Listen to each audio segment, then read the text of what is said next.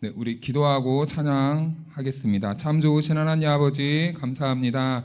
우리 추석 명절이지만 그럼에도 불구하고 우리가 하나님을 사랑하는 마음으로 우리가 하나님 앞에 나와서 예배합니다. 하나님 아버지, 오늘 이 시간에도 우리와 함께하여 주셔서 우리가 예배할 때에 하나님이 주시는 기쁨으로, 능력으로, 믿음으로 예배할 수 있도록 인도하여 주시옵소서. 성령 하나님께서 우리를 붙잡아 주시고 우리를 주 하나님께로 인도해 주실 줄로 믿으며 예수님의 이름으로 기도하옵나이다. 아멘.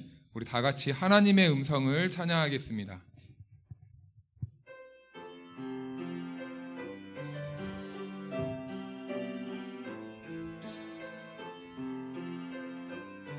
하나님의 음성을,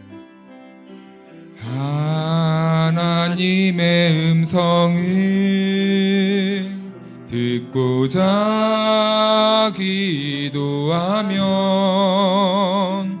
귀를 기울이고 나의 기도를 들어주신다네. 깊은 웅덩이와 수렁에서 끌어주시고 나의 발을 반석 위에 세우시사 나를 든든히 하셨네. 새 노래로 부르자 랄라라. 하나님께 올릴 찬송을 새 노래로 부르자. 하나님의 사랑을 주를 의지하고 교만하지 않으면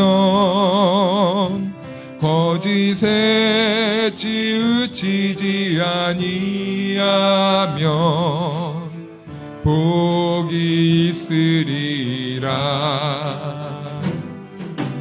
여호와 나의 주는 크신 권능의 주라. 그의 크신 권능으로 우리들을 사랑하여 주시네. 아멘. 새 노래로 부르자 랄라라. 하나님께 올릴 찬송을 새 노래로 부르자. 하나님의 사랑, 하나님의 음성을, 하나님의 듣고자 기도하며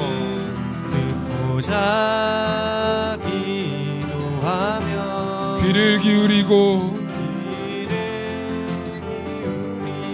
나의 기도를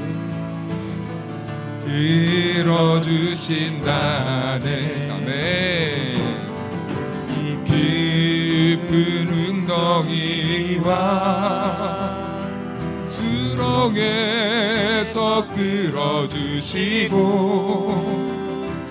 나의 발을 반석 위에 세우시사 나를 든든히 새 노래로 부르자.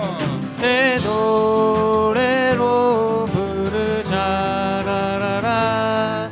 하나님께 올릴 찬송을 새 노래로 부르자. 하나님의 사랑을 주를 의지하고 교만하지 않으며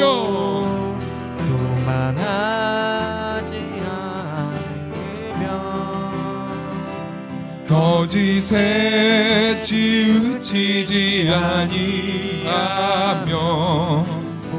복이 있으리라. 여호와 나의 주는 여호와 나의 주는 그 신권능의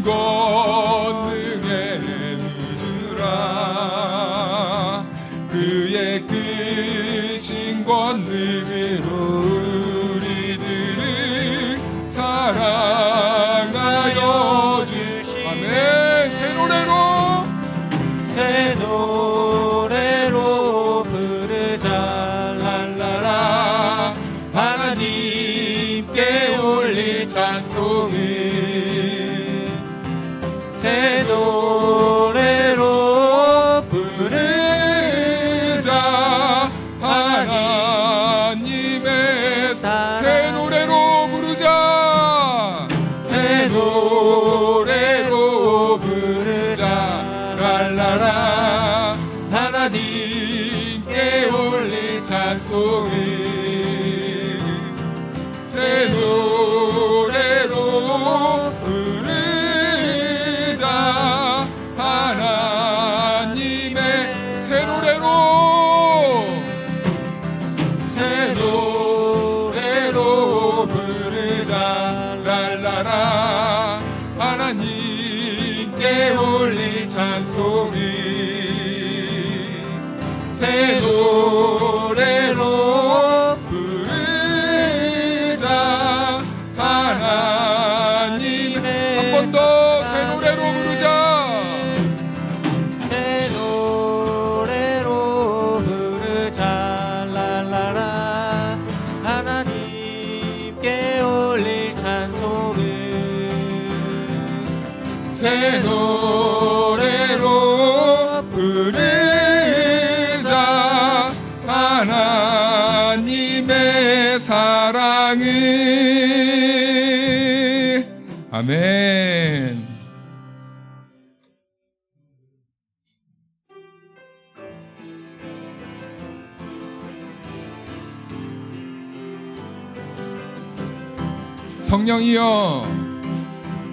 성령이여 임하소서.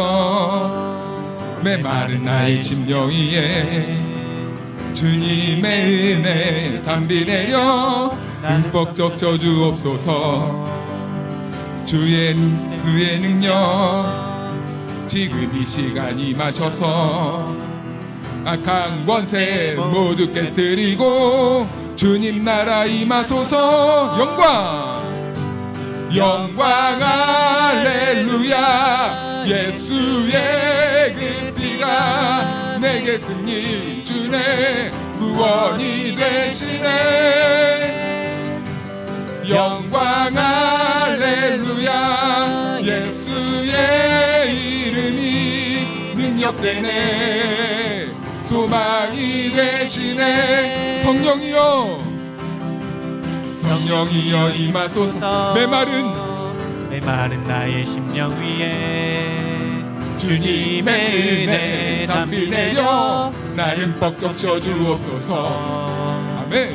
주의 능력 지금 이 시간 임하셔서 악한 권세 모두 깨뜨리고 주님 나라 임하소서.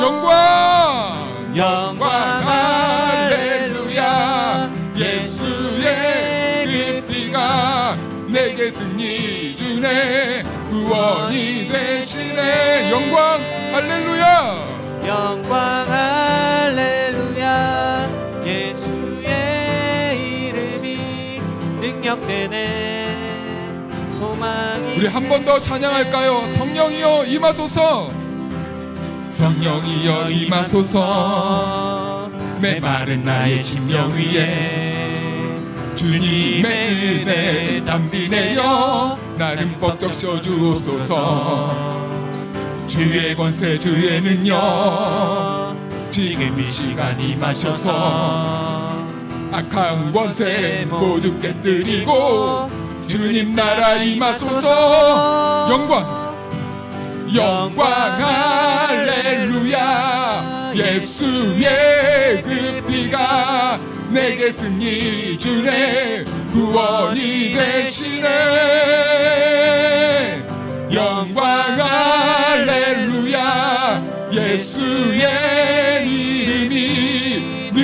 되네. 소망이 영광 할렐루야. 영광 할렐루야. 예수의 그 피가 내게 승리 주네. 구원이 되시네. 영광 할렐루야. 예수의 이름이 능력되네. 소망 한 번 더 선포할까요? 영광 할렐루야. 영광 예수의 그 피가 예수의 그 피가 내게 승리 주네. 구원이 되시네. 영광 할렐루야. 예수의 이름이 능력되네. 소망이 되시네. 어두운 밤에 캄캄한 밤에 새벽을 찾아 떠난다. 종이 울리고 닭이 울어도 내 눈에는 오직 밤이었어. 우리가 만난 그때는 처음 만난 그때는 차가운 새벽이었소. 주님 마음속에 여명이 있음을 나는 느낄 수가 있었소. 오 주여 당신께 감사리라. 실로와 내게 주심을 나에게 영원한 사랑 속에서 떠나지 않게 하소서. 어두운 캄캄한 밤에 새벽을 찾아 떠난다. 종이 울리고 닭이 울어도 내 눈에는 오직 밤이었소. 우리가 처음 만난 그때는 차가운 새벽이었소. 주님 마음속에 여명이 있음을 나는 느낄 수가 있었소. 오 주여 당신께 감사리라. 실로와 내게 주심을 나에게 영원한 사랑 속에서 떠나지 않게. 오 주여 당신께 감사리라. 실로와 내게 주심을 나에게 영원한 사랑 속에서 떠나지 않게 하소서. 한 번 더. 오 주여 당신께 감사리라. 실로와 내게 주심을 나에게 영원한 사랑 속에서 떠나지 않게 하소서. 하나님께 영광의 박수 올려드립시다. 아멘.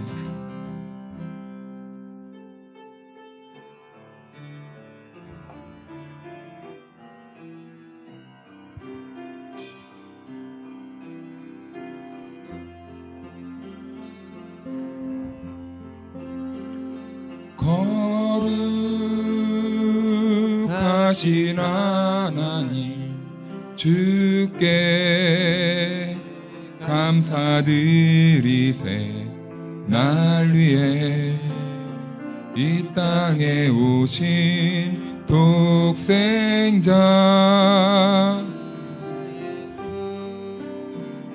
나의 마음과 뜻 다해 주를 사랑합니다. 날 위해 이 땅에 오신 독생자 예수. 내가 약할 때 강함 주고 가난할 때 우리를 부욕해 하신 나의 주 감사. 내가 약할 때 강함 주고 가난할 때 우리를 부욕해 하신 나의 주 감사 감사. 거룩하신 하나님 주께 감사드리세. 날 위해 이 땅에 오신 독생자 예수. 나의 마음과 뜻 다해 주를 사랑합니다. 날 위해 이 땅에 오신 독생자 예수. 내가 약할 때 강함 주고 가난할 때 우리를 부욕해 하신 나의 주 감사. 내가 약할 때 강함 주고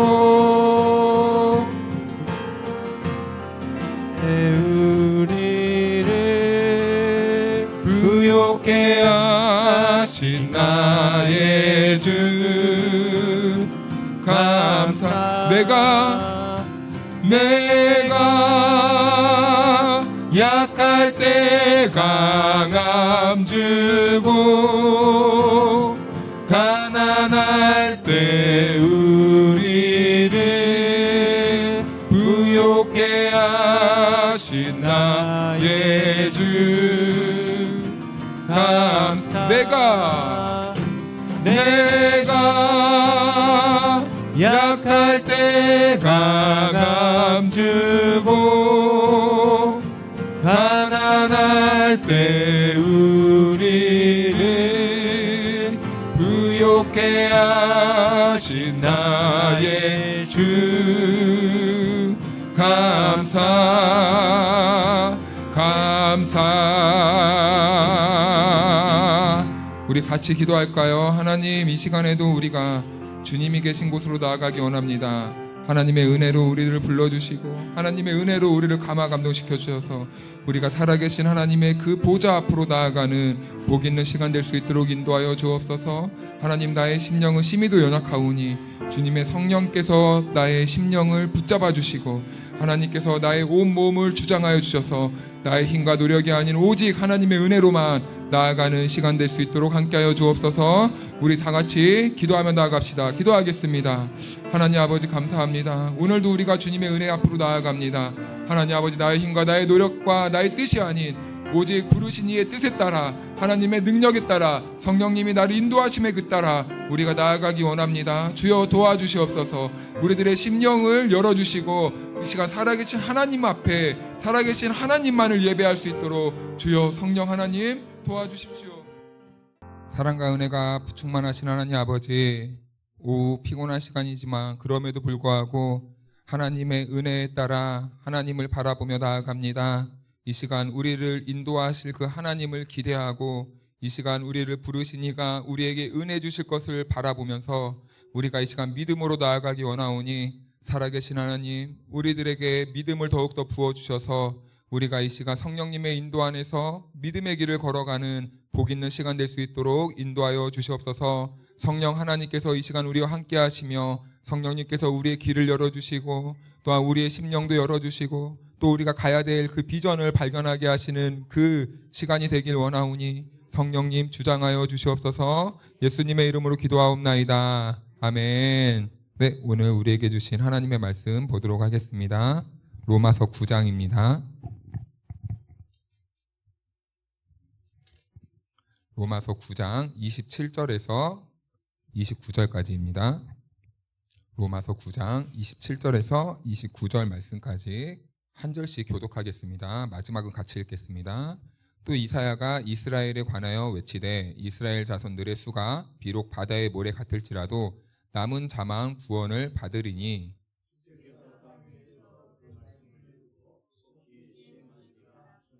같이요. 또한 이사야가 미리 말한 바 만일 만군의 주께서 우리에게 씨를 남겨두지 아니하셨더라면 우리가 소돔과 같이 되고 고모라와 같았으리로다 한과 같으니라. 아멘. 할렐루야. 네, 하나님의 은혜와 평강이 우리 모두에게 함께하기를 축복합니다. 네, 오늘 우리가 보았던 이 말씀은 남은 자에 대한 말씀입니다. 이 남은 자 사상에 관한 것은 정말 우리가 이 성경 안에서도 매우 중요한 주제를 가지고 있는 것이거든요. 그것이 바로 사도 바울은 구원에 대해서 이렇게 설명을 할 때 오늘 구원받은 이들, 이 남은 자에 대한 사상을 통해서 우리의 구원을 또 다른 측면에서 설명을 하고 있는 거예요. 그래서 이 남은 자 사상은 매우 중요하다라는 것입니다. 우리가 오늘 27절부터 읽었지만 우리 24절부터 26절까지 한 절 같이 볼까요? 제가 먼저 읽겠습니다. 이 그릇은 우리니 곧 유대인 중에서뿐 아니라 이방인 중에서도 부르신 자니라.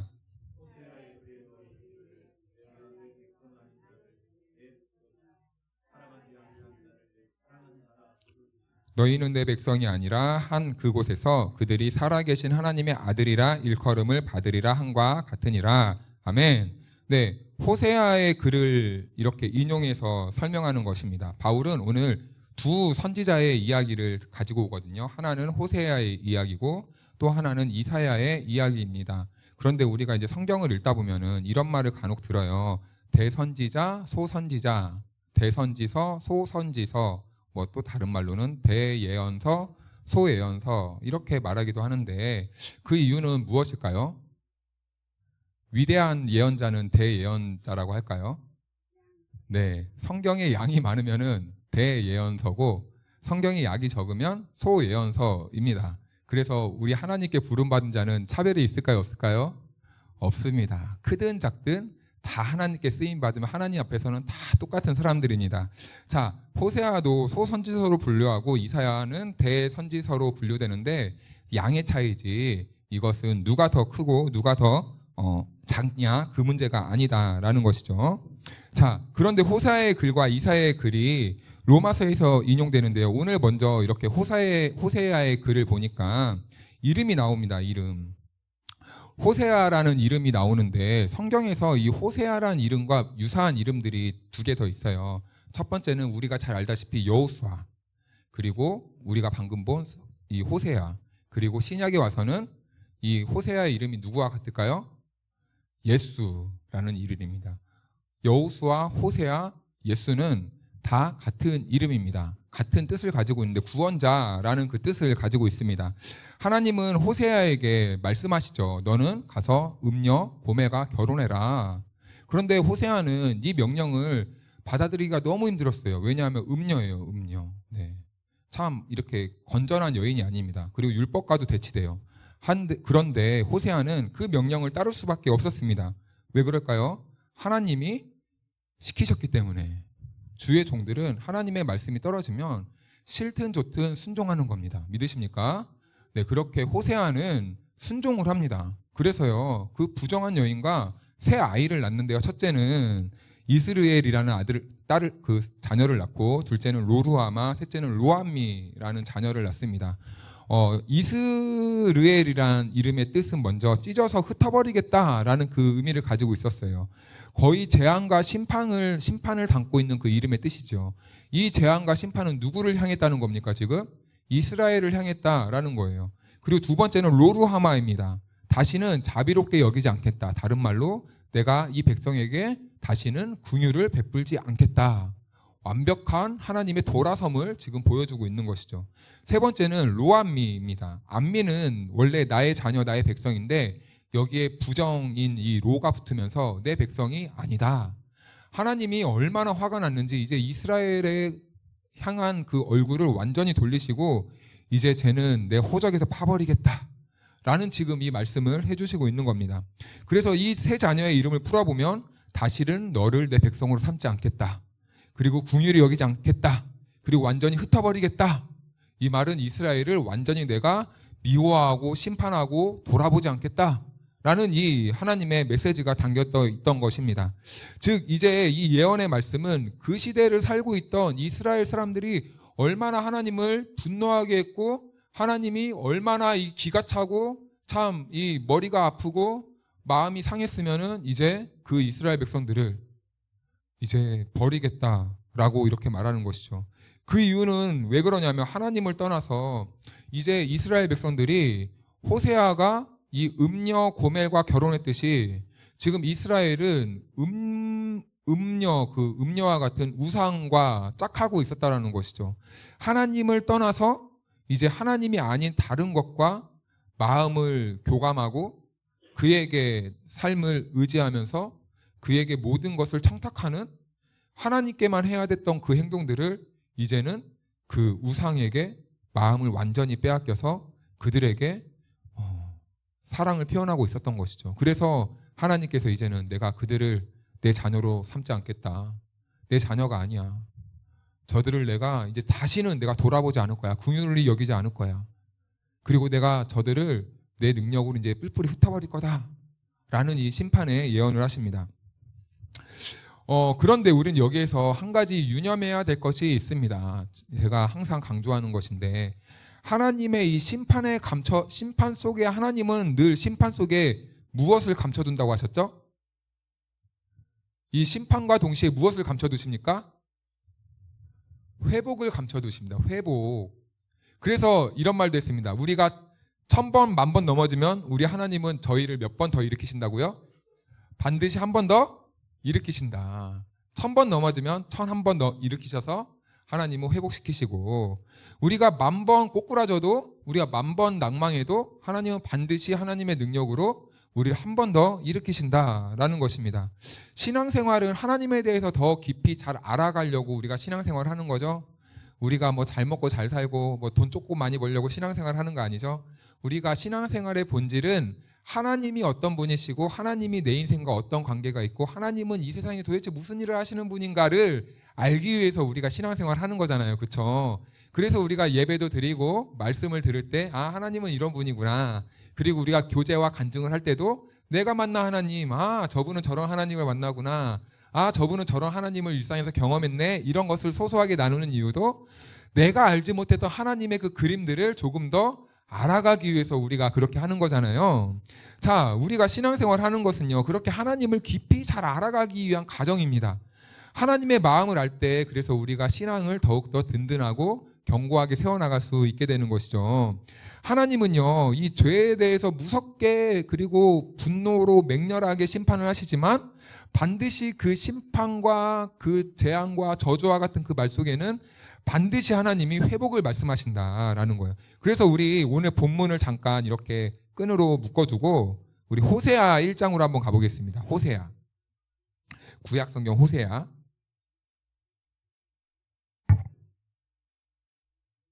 구약 1255쪽.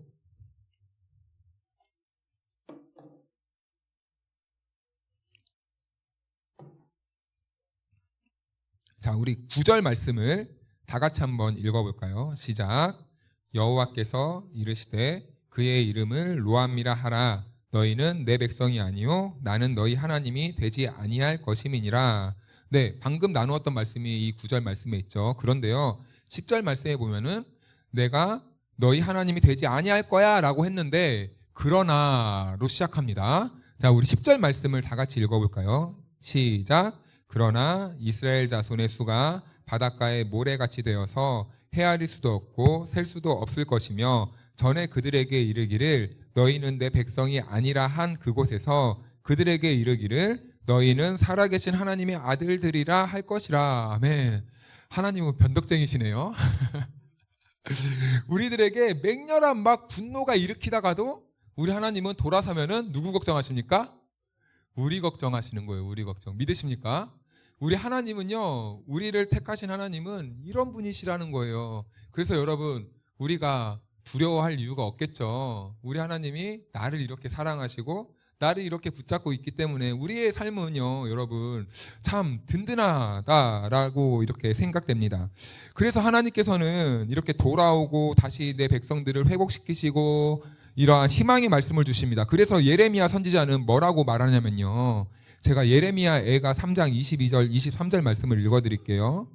여호와의 인자와 긍휼이 무궁하심으로 우리가 진멸되지 아니함이니이다. 이것들이 아침마다 새로우니 주의 성실하심이 크시도소이다. 아멘. 예레미야 애가는요, 슬픔의 노래입니다. 지금 통곡 가운데 부르는 노래인데 지금 예레미야가 그 안에서 무엇을 발견하고 있습니까? 희망을 발견하고 있다는 거예요. 하나님이 반드시 우리를 붙드시고 일으키시고 다시 회복시키실 것이라는 그러한 희망을 담고 있다라는 겁니다. 믿으십니까?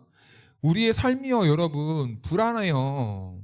인간이기 때문에 불안합니다. 이거는요, 당연한 거예요. 세상에 불안하지 않는 사람은 단 한 명도 없습니다. 이것이 바로 이 바람에 날리는 이 먼지와 같은 이 인생길을 걸어가는 우리 인간의 본질적인 모습이죠. 이런저런 바람이 불면 우리는 마음이 떨리고 불안할 수밖에 없는 게 우리 인생입니다. 그래서 우리는 먼지 같은 존재로 지음을 받았죠. 그런데 우리가 이렇게 두렵고 떨리지만 우리가 그럼에도 불구하고 버티고 승리하고 우리가 다시 희망을 바라보며 살 수 있는 이유는 우리 하나님이 우리를 붙잡고 계심인 줄로 믿으시길 바랍니다. 그래서 하나님의 흔들리지 않는 패턴은요, 우리가 말을 안 듣고 하나님을 떠나서 질투하셔서 우리를 치실 때가 있다는 거죠. 맞을 때가 있습니다. 말을 안 들으면 맞을 때도 있어요. 그러나 우리가 맞는다고 삐지면 안 돼요. 화나면 안 돼요. 우리가 서운해하면 안 돼요. 그 치실 때도 치시는 이유가 무엇입니까? 가끔 그 구렁텅이 속에 우리를 밀어넣는데 그 밀어넣는 이유가 무엇입니까? 우리를 돌뿌리에 걸려서 인생길 가다가 잘 되는 줄 알았는데 잠시 잠깐 넘어뜨리게 하시는 이유는 무엇입니까? 하나님이 우리를 괴롭히려고 치시는 게 아니라 그럼에도 불구하고 우리를 다시 하나님의 온전한 백성으로 삼기 위해서 하나님께서는 이 넘어짐 가운데 긍휼과 회복을 반드시 숨겨놓고 있다라는 것이죠. 그래서 하나님은 반드시 어떤 순간에서라도 우리에게 반드시 주님 나라 가는 그날까지 기회를 반드시 한 번 더 주십니다. 네. 그래서 인류의 역사를 한번 우리가 생각해 볼까요? 아담이요, 하나님의 명령을 받았지만 실패했죠. 그렇죠? 실패했습니다. 아담이 망한 것 같았어요. 쫓겨났습니다. 그런데 그것으로 하나님이 마음을 닫았나요? 인류에게? 아니에요. 가인과 아벨을 낳게 합니다. 그런데요, 가인과 아벨은 또 죄를 지어요. 가인이 아벨을 돌로 쳐 죽여버리죠. 그래서 이걸로 끝났는가? 라고 생각하는데 하나님은 아벨 대신에 누굴 주십니까? 셋을 주세요. 셋을 주셔서 다시 하나님의 계보를 이어가게 하십니다. 그런데요, 여러분, 인간이 얼마나 징글징글하고 참 죄송합니다. 처먹었다는 소리를 못됐는지 아십니까? 하나님이요, 치가 떨릴 정도로 나 쟤네 도저히 안 되겠다 할 정도로 막 맹렬한 분노를 일으킬 때까지 이 인간이요 토해내고 문명이란 이름으로 쌓아가는 이 죄악들 때문에 하나님, 나 얘 도저히 안 되겠다. 내가 인간을 왜 만들었을까? 이럴 바에는 후회하실 정도로 막 서운하고 답답하고 화가 나십니다. 그래서 이 하늘의 궁창을 여셔서 하나님이 홍수로 내가 얘네들을 쓸어버려야 되겠다라고 계획하시죠. 그런데 하나님이 완전히 다 쓸어버렸습니까? 아니에요. 노아와 그의 가족들과 정한 것과 부정한 것들을 이렇게 배 안에 실어가지고 다시 그 배 안에서부터 시작할 계획을 하십니다. 근데 여기서도 사실은 남은 자 사상이 발견되는 거죠.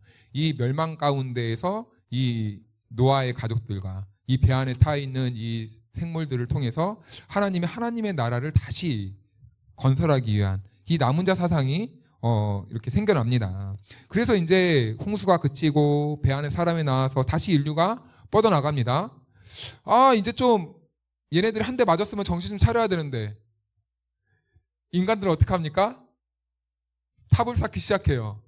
문명이라는 이름 아래 죄악을 또 토해내기 시작합니다. 인간들은 놔두니까 죄만 짓네. 자, 그래서 하나님이 또 악을 토해내 이 인간들이 이 죄를 생산하는 것이죠. 그래서 하나님이 또 어떻게 하십니까? 죄만 짓게 냅두십니까? 아니요. 갈대아 우르에서 아브라함이라는 사람을 불러내요. 하나님의 이 주권적인 은혜로 우상만 섬기던 그 갈대아 우르, 그 우상의 이 본 생산지에서 이 아브라함을 부르십니다. 그래서 아브라함은 하나님께서 아브라함에게 내가 너에게 한 씨를 주어서 그 씨로 인하여서 내가 너에게 참 이 셀 수 없는 이 민족을 허락해 주겠다라고 해서 한 씨를 허락해 주십니다. 결국에는 그 한 씨가 뭐라고 했죠? 우리를 구원할 예수 그리스도였다라는 것입니다. 자, 그런데요, 여러분, 하나님이 흔들리지 않는 성실하심으로 우리 이 역사와 인생을 이끌어가는 방식이 이것이라고요.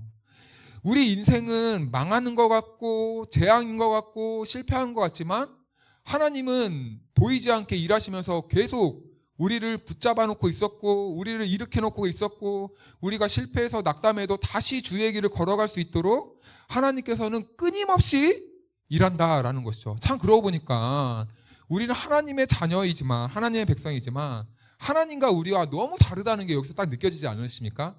우리는 눈만 뜨면 뭐부터 생각합니까? 죄만 생각해요. 그런데 우리 하나님은 눈만 뜨면 눈을 뜨시나 감으시. 자, 우리 하나님은 우리만 바라보면 뭐만 생각하십니까? 어떻게 하면 얘네를 구원할까? 자, 이렇게 우리와 하나님의 뜻이 다릅니다. 그래서 우리는 누구를 믿어야 됩니까? 하나님을 믿어야 되는 거예요. 내 자신도 믿으면 안 돼요. 내 존재를 믿으면 안 돼요. 세상 그 누구도 믿을 게 안 됩니다.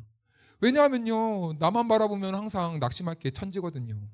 그런데 우리 하나님은 우리를 살리시기 위해 우리에게 그 강력한 손길로, 강력한 능력으로 우리의 인생을 붙잡고 있다라는 것이죠. 그래서 호세아를 통해서 그 메시지를 전달하는 것입니다. 다시는 이 백성을 내 백성이라 하지 않겠다. 이 백성에게 다시는 나의 긍휼을 베푸지 않겠다. 이 사람들을 찢어서 흩어버리겠다. 그런데 여러분, 이스르엘이란 이름, 이 이스라엘이란 이 발음이 잘 안 되네요. 이름의 뜻이요, 사실은 이 말장난입니다. 말장난. 이게 무슨 말이냐면요, 찢어서 흩어버리겠다라는 이름이 이스라엘이잖아요.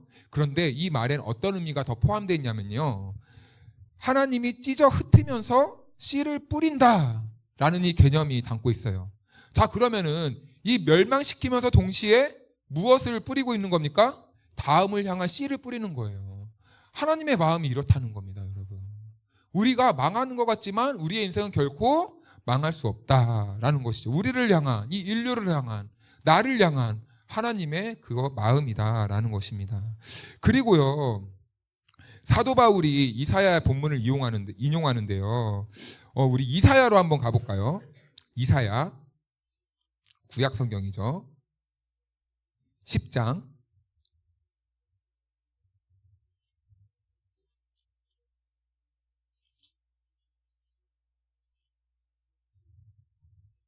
22절 23절.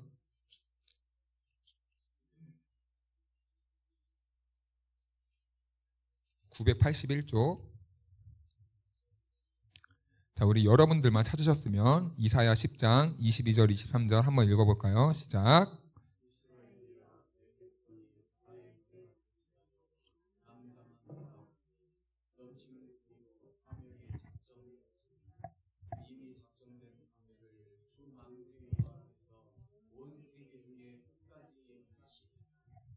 아멘. 근데 여기에서도 남은 자가 등장하고 있습니다. 그렇죠? 하나님께서는 남은 자만 돌아올 것이다 라고 이렇게 말을 해요.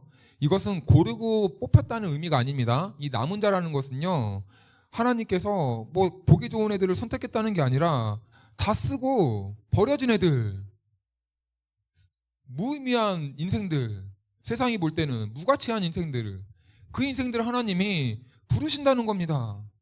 그래서 하나님의 역사는 이렇게 남은 자들, 보잘것없는 사람들, 이런 사람들을 통해서 하나님의 사랑을 드러내실 것이라는 것을 이사야 예언자를 통해서 하나님께서 말씀해 주는 거죠. 왜 이런 말씀을 해주셨을까요? 이것도 희망의 말씀이죠. 이사야 시대 때 바벨론 포로가 되잖아요. 쓸모 있는 사람들은 다 끌려갔어요. 이제 이스라엘은 망했다, 끝났다. 뭐 쓸모 있는 게 아무것도 없네. 우리나라는 다 폐허더미가 되었고, 우리 인생도 그럴 때가 있지 않습니까? 완전히 망했네. 내 인생은 폐허더미 같네. 내 인생에 보잘것 뭐 쓸만한 게 하나도 없네. 내 스펙은 왜 이 모양일까? 내 환경은 왜 이 모양일까? 이런저런 생각을 많이 할 때가 있습니다. 그런데 여러분, 우리 하나님께서는 그런 연약한 것들을 가지고 어떻게 하신다고요? 다시 회복시키겠다. 회복시키겠다. 그래서 우리가 바라봐야 될 분은 누구입니까? 하나님 한 분밖에 없다라는 것을 말씀해주고 있는 것이죠. 그래서 이 남은 자 이면에 감춰진 메시지는 또 뭐가 있냐? 하나님께서 남은 자를 통해 다시 하나님의 나라를 세우실 것인데, 그런데 남지 않고 남은 자만 돌아오니까 그 나머지는 어떻게 된다는 거예요? 하나님의 공의로 심판을 받게 된다. 하나님의 심판이 작정되어 있다라는 것이에요. 그래서 하나님의 심판은 철저하고 완전하게 이루어질 것이다 라는 겁니다. 그런데 이것을 하나님의 넘치는 공의로 이제 심판하시는 것이죠. 자, 내 말에 순종하지 않고 불순종한 자들이 받아야 하는 대가는 하나님께서 철저하게 끝까지 추적해서 그들을 나의 공의로 심판할 거야 라고 이렇게 말씀하는 그 의미가 담겨 있는 거죠. 그런데 그 심판에서 면제받은 자들, 남은 자들이 있다라는 것입니다. 그 남은 자만 포로 생활에서 구원을 받고 다시 돌아오게 될 것이라고 이사야 선지자가 말씀해주고 있는 것이죠. 그래서 여기에서 호세아와 이사야의 글에는요, 공통점이 하나 있어요. 남은 자들이 구원을 받는데 그 남은 자 외에 다른 사람들은 어떻게 됩니까? 포로 생활 끌려가서 거기서 고난을 당하든지 고통을 당하든지 이런 하나님의 심판이 있다라는 것입니다. 그런데 그렇다면 우리는 여기에서 한 가지 의문이 생기는 거죠. 그렇다면 나는 어쩌다가 남은 자가 되었을까? 왜 하나님은 어떠한 사람만 특정하게 남은 자처럼 이렇게 삼으실까? 어쩌다가 우리는 이런 남은 자가 되어서 하나님의 길을 걸어가고 구원의 길을 걸어가는 그 행복자의 길에, 그 반열에 우리는 오를 수 있게 되었을까? 이 질문이 자연스럽게 생길 수밖에 없습니다. 누구는 택정됐고 누구는 버림받았고 이게 뭐예요? 라는 그 질문이죠. 그런데요, 이 칸트라는 사람이 이 영역에 대해서 이런 이야기를 합니다.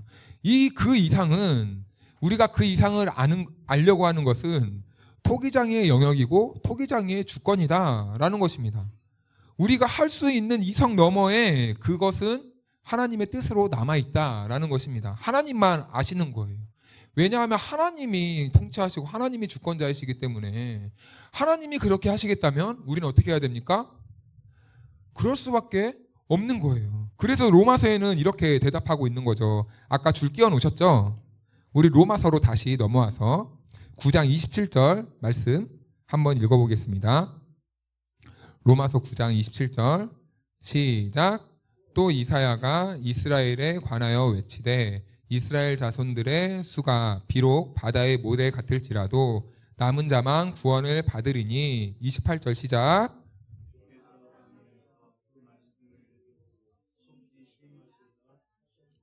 또한 이사야가 미리 말한 바 29절이요. 만일 만군의 주께서 우리에게 씨를 남겨두지 아니하셨더라면 우리가 소돔과 같이 되고 고모라와 같았으리로다 한과 같으니라. 아멘. 여기에서 이제 작은 결론 하나가 만들어집니다. 우리는 어쨌든 남은 자로서 구원의 반열에 있다라고 있는 것이죠. 그리고 이 남은 자로 구원의 반열에 있지 않는 자들은 이제는 이 구원의 반열이 아닌 이제 심판의 반열에 놓이게 되었다라는 것입니다. 그리고 하나님은 이것을 완전하고 철저하게 하나님의 공의로 행하실 것이다 라는 거예요. 우리는 이제 남은 자가 되었고 우리는 어쩌다가 참 우리가 이런 말 우리니까 이런 말 하는데 우리가 어쩌다가 우연히 이 소돔과 고모라 같은 인생에서 자 하나님의 은혜로 우리는 지금 이 반열에 오르게 되었다라는 것이죠. 그래서 어떻게 우리가 이렇게 되었는가, 우리가 어쩌다가 이런 인생이 되었는가라는 것에 대해서 이사야가 이렇게 말씀하는데 씨를 남겨두지 아니하셨더라면 29절에 보면 이렇게 되어 있죠. 로마서 9장 29절 이거 이사야의 말입니다. 씨를 남겨두지 아니하셨더라면 이라고 말씀하고 있습니다. 이 씨는 아까도 말씀드렸다시피 그리스도의 씨를 말하는 거예요. 바로 그리스도의 은혜, 그리스도의 공로가 되는 거죠. 자, 그러면은 이제 우리는 깨닫게 되는 거죠. 우리가 남은 자처럼 이 자리에 온 이유는 무엇입니까? 그리스도의 공로로, 그리스도의 은혜로만 우리가 이 자리로 부름 받았다라는 것입니다. 한마디로 종자씨 같은 역할을 우리가 감당하게 되었다라는 것입니다. 그런데요, 이 이야기를요, 또 베드로가 이 바울의 말을 이어서 참 아름답게 조화를 잘 이루고 있는데요. 30절 말씀을 먼저 읽어드리겠습니다. 그런즉 우리가 무슨 말을 하리요? 의를 따르지 아니한 이방인들이 의를 얻었으니 곧 믿음에서 난 의요. 의의 법을 따라간 이스라엘은 율법에 이르지 못하였으니 어찌 그러하냐? 이는 그들이 믿음을 의지하지 않고 행위를 의지함이라 부딪힐 돌에 부딪혔느니라. 아멘. 우리는요 믿음의 의를 받았습니다. 그런데요 이 믿음의 의를 아까 저희가 오전에 나눴던 것처럼 이 믿음은 누가 주신 선물이라고 했죠? 하나님께서 우리들에게 의로 주신 선물이다라는 겁니다. 그래서 믿음은 내가 얻는 게 아니라 하나님께서 주신 선물이다. 하나님의 은혜로 믿음이 내 안에서 선물로 들어와서 이제 우리는 그 믿음의 눈으로 누굴 바라볼 수 있게 되었습니까? 네, 예수 그리스도를 볼 수 있는 눈이 열리게 된 거예요. 이 믿음이 없었다면 우리는 나를 구속하신 그 십자가에 달리신 예수님을 보지 못하게 되는 것입니다. 그래서 우리는 하나님의 주신 그 은혜의 선물로 그 믿음으로 우리가 눈을 열어 그리스도를 보게 되고 그리고 생명의 눈을 뜨게 하고 예수님이 걸어가신 그 생명의 길을 우리도 이어서 걸어갈 수 있게 되었던 것이죠. 그러니 이 믿음을 주신 하나님의 은혜가 얼마나 큰 것입니까, 여러분? 이것은 우리가 어떻게 할 수 없는 영역이에요.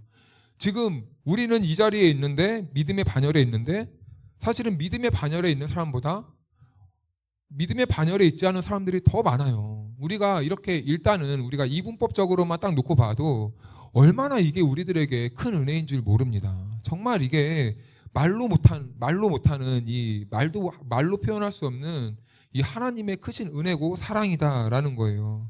그런데 이스라엘 백성들은 이걸 깨닫지 못했다라는 거예요. 그래서 헛다리 헌우물만 팠죠. 내가 어떻게 하면 하나님의 그 구원을 받을 수 있을까? 내가 이렇게 하면은 내가 구원을 얻을 수 있을까? 내가 율법을 정말 1.1획도 틀리지 않고 문자 그대로 잘 지키면은 내가 구원을 얻을 수 있을까? 이렇게 하면 될 줄 알았는데 오히려 그것으로 인해서 부딪히는 돌이 되었고 그들은 거기서 걸려 넘어졌고 오히려 그들의 행위가 그들의 구원을 받는데 걸림돌이 되었다라고 이렇게 말씀하고 있는 것입니다. 그래서 9장 33절 말씀을 보니까 이렇게 되어 있네요. 기록된 바 보라 내가 걸림돌과 거치는 바위를 시온에 두노니 그를 믿는 자는 부끄러움을 당하지 아니하리라 한과 같으니라. 아멘. 걸리는 돌과 거치는 바위를 시온에 두셨다고 합니다. 그런데 어떤 사람은 이 돌로 인하여서 그 돌을 기초로 삼고 그 기초된 돌 위에 주의 말씀에 순종하여서 아름다운 성전을 건축해 나아가지만 어떤 사람들은 그 가다가 돌에 틱 넘어졌다는 겁니다. 네. 틱 넘어져서 인생이 망조가 났다라는 것을 이렇게 표현하고 있는 것이죠. 그래서 이것을요 베드로가 이렇게 해석하는데요. 우리 마지막으로 베드로전서 한번 가볼까요? 베드로전서 2장 9절.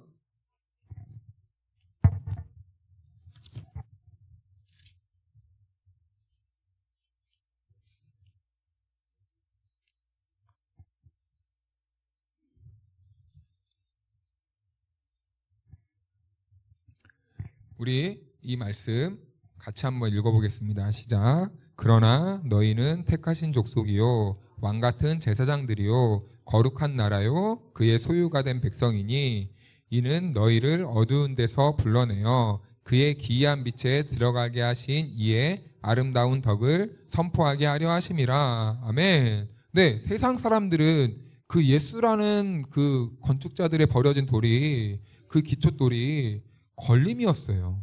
왜 걸림이었을까요? 예수의 길을 따라가면 세상의 것을 얻지 못하니까요. 그러니까 오히려 그 구원의 길을 가는데 예수라는 길이 항상 인생의 걸림돌이었습니다. 자, 그래서 이 사람들은요, 예수라는 분을 항상 배척했어요. 예수 믿으면은 내 걸 내놔야 되고, 예수 믿으면은 내 시간도 내놔야 되고, 예수 믿으면은 왜 맨날 주일마다 나가서 예배도 드려야 되고, 거기도 모자라 새벽도 깨워서 기도하라고 하고. 참 이런 일들이 많으니까 내 인생에 방해만 되는 거예요. 예수 믿는다는 게. 그래서 세상 사람들은 예수 믿는 것을 이렇게 걸리는 돌같이, 걸림돌처럼, 내 인생의 걸림돌처럼 여겼다라는 것입니다. 그런데 우리는 이제 아까 말씀드렸듯이 하나님의 은혜로 그 예수의 그 보배로우신 그 예수 그리스도를 볼 수 있는 그 영적인 눈이 확 열렸다라는 것이죠. 그래서 이제 그분은요, 세상 사람들은 그들에게 거치는 돌이라고 말하지만 나에게는 세상에서 누구와도 바꿀 수 없는, 무엇과도 바꿀 수 없는, 어떤 금은보화도 바꿀 수 없는 참 보배로우신 그 존재가 예수 그리스도가 되셨다라는 것입니다. 우리에게 그런데 그 눈을 뜨게 하신 이유는 그냥 그 예수님만 멍하니 바라보고 있으려고 한 이유가 아니죠. 그 이유에 대해서 베드로가 말하는 거예요. 우리는 택하신 족속이고 왕 같은 재상이고 거룩한 나라고 그의 소유가 된 백성으로 삼으신 이유는 우리를 어두운 데에서 불러내서 그의 아름다운 덕을 선포하게 하시려고 우리에게 은혜로 믿음을 주시고 은혜로 우리의 눈을 뜨게 하셔서 예수님을 바라보게 하셨다라는 것입니다. 자, 그렇다면 정리요. 우리를 이곳으로 부르신 이유는 무엇일까요? 아름다운 덕을 선포하게 하시려고 우리를 불렀다라는 것입니다. 자, 우리는 분별할 수 없습니다. 예수님이 하늘의 미랄로 떨어져서 우리를 자신과 묶어서 죽으시고 부활하셔서 우리의 첫 열매가 되셨습니다. 그게 바로 예수님이 이 땅에 오셔서 십자가의 사역을 감당하신 그 이유죠. 그리고 그 안에 붙어있던 모든 이들이 그 열매의 삶을 살 수 있도록 이제는 우리를 초청하시는 거예요. 예수님이 살았던 그 삶을 예수님께서 우리의 죄를 함께 묶어서 십자가에 못 박히신 이유는 우리를 예수님과 같이 살게 하려고 그렇게 초대하신 것이다라는 것이죠. 그래서 베드로가 호세아 선지자에 기록한 이 이야기로 말씀을 마무리하거든요.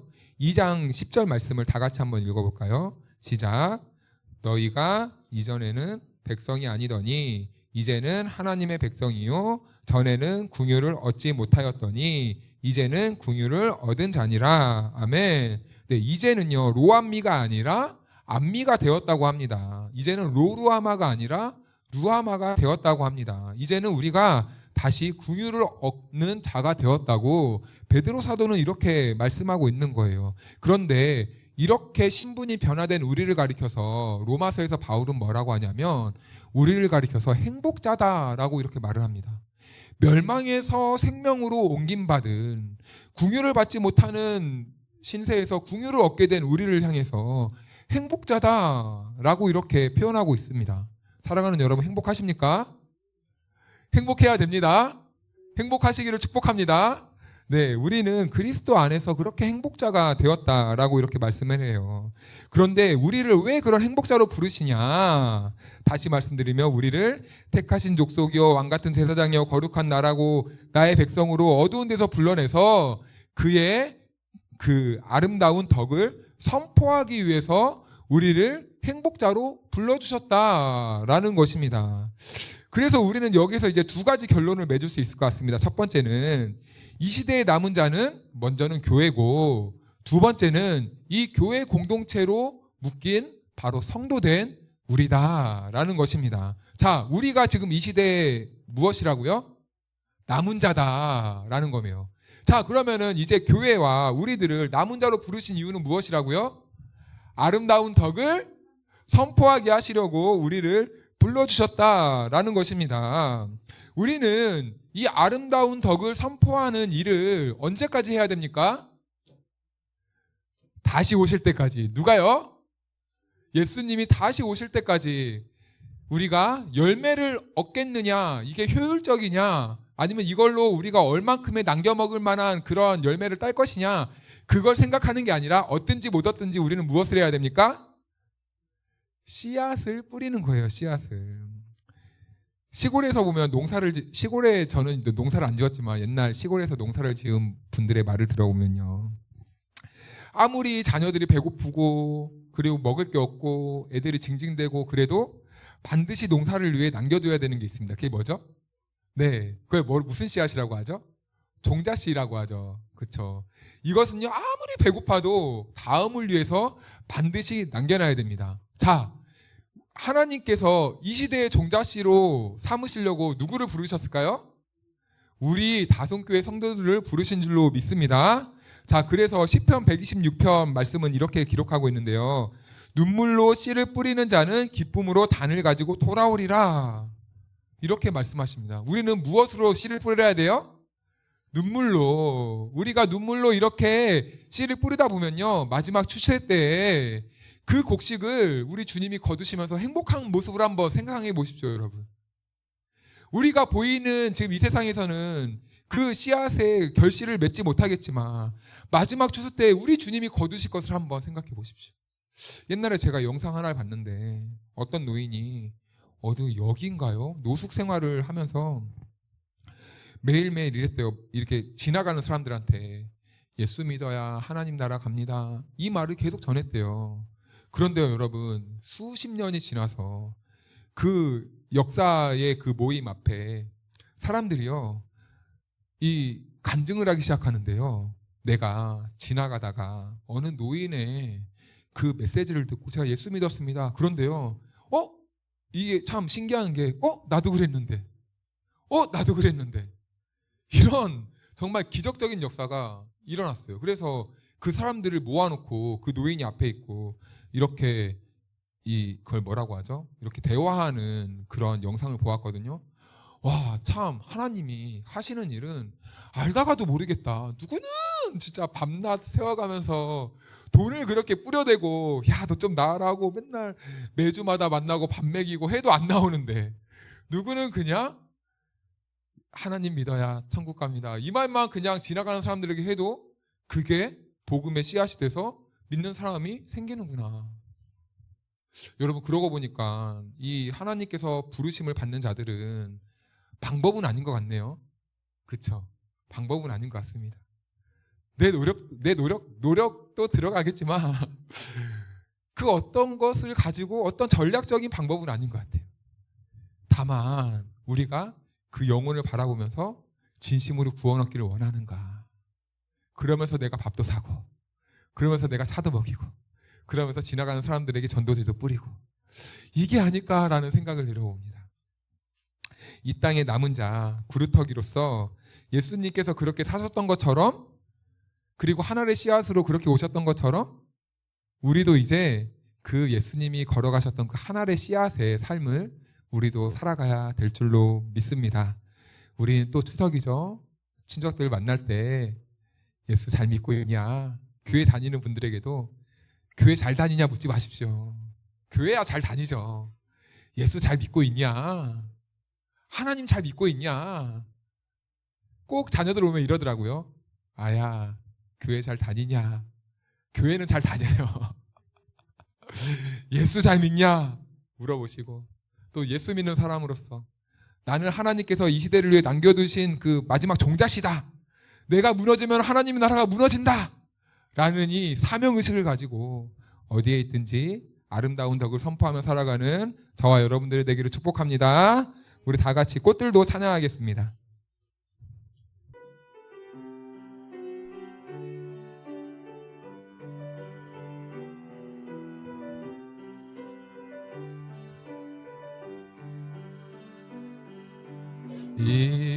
이곳에 생명샘 솟아나 눈물 골짝 지나갈 때에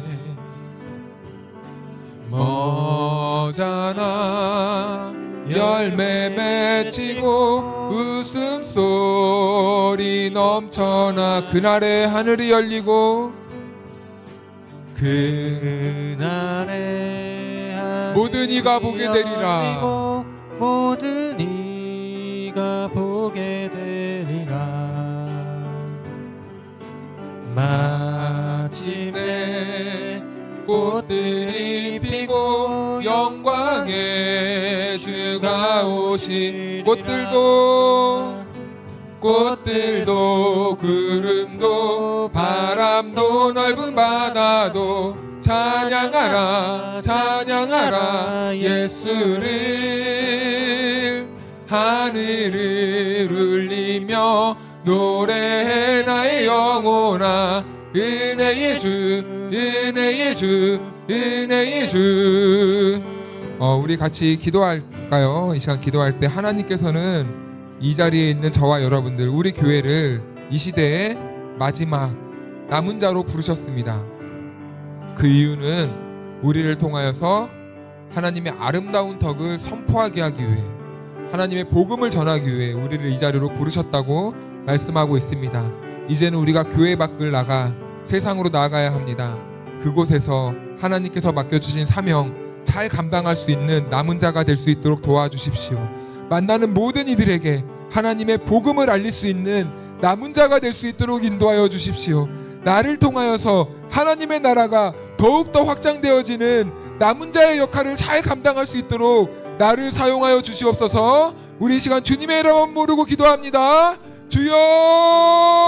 주여! 하나님 아버지 감사합니다. 우리들을 하나님의 은혜로 아버지 안에 구원하여 주시고 오늘 남은 자로 이 시대로 우리를 불러주시니 감사합니다. 하나님께서 우리들에게 맡겨주실 뜻과 하나님의 그 사명을 감당케 하기 위해 우리를 이 자리로 부르신 줄로 믿습니다. 나를 남은 자로 삼기 위해 하나밖에 없는 그 아들 예수 그리스도를 나를 위해 십자가에 못 박아 돌아가게 하시고 나를 구원해 주시는 그 하나님의 은혜를 우리가 봅니다. 하나님 이제는 그 하나님의 은혜에 우리가 붙잡힌 자로서 이제는 남은 자의 삶을 감당할 수 있도록 인도하여 주옵소서. 하나님 그러나 우리가 이 세상을 살아가다 보면 여러 가지 어려움들과 문제들로 인하여서 낙심하고 좌절할 때가 있습니다. 그러나 주님 우리가 그럼에도 불구하고 날마다 우리 주님을 바라보고 우리 주님의 그 강권적인 능력의 손이 나를 여전히 붙잡고 있다는 것을 믿음으로 말미암아 우리가 쓰러진 곳에서 낭망하지 않고 좌절하지 않고 나를 찾아오신 그 따뜻한 하나님의 음성과 나를 어루만져 주시고 일으켜 주시는 그 하나님의 손길을 경험함으로 말미암아 우리가 능력 있게 남은 자의 삶을 감당하며 살아갈 수 있도록 주여 도와주시옵소서. 우리가 만나는 모든 사람들과 아름다운 관계를 맺게 하시고 복된 소식을 전할 수 있는 복 있는 우리들이 되소서.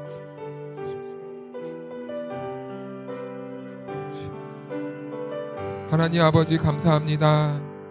하나님의 은혜로 우리를 불러주시고 이제는 우리가 이 세상에 이 시대에 하나님의 그 뜻을 담은 남은 자가 되어서 하나님의 그 아름다운 덕을 선포할 수 있는 그 영광스러운 직분을 맡게 하시니 너무나 감사합니다. 하나님 아버지 우리가 이 사명을 잊지 않고 우리가 살아가는 순간순간마다 나에게 은혜 주신 그 하나님을 바라보고 또한 나에게 은혜 주신 그 하나님의 그 아름다움을 나와 같지 않은 사람들에게도 함께 공유하고 전할 수 있는 넉넉한 심령이 될 수 있도록 주께서 인도하여 주시옵소서. 그래서 나를 통하여서 하나님을 모르는 사람들, 예수님을 믿지 않는 사람들이 예수님을 예배할 수 있고 예수님의 은혜로 구원받고 천국 백성이 될 수 있도록 주여 사용하여 주시고 또한 아버지 하나님 우리를 통하여서 우리가 가는 곳곳마다 하나님의 나라가 이루어지는 복된 발걸음이 될 수 있도록 우리를 인도하여 주시옵소서. 지금은 우리 주 예수 그리스도의 크신 은혜와 하나님의 사랑하심과 보혜사 성령님의 교통하심과 충만하심이 남은 자의 삶을 남은 자의 사명을 감당하기를 결단한 성도 한 사람 한 사람 위에 영원토록 함께하여 주시기를 간절히 축원하옵나이다. 아멘.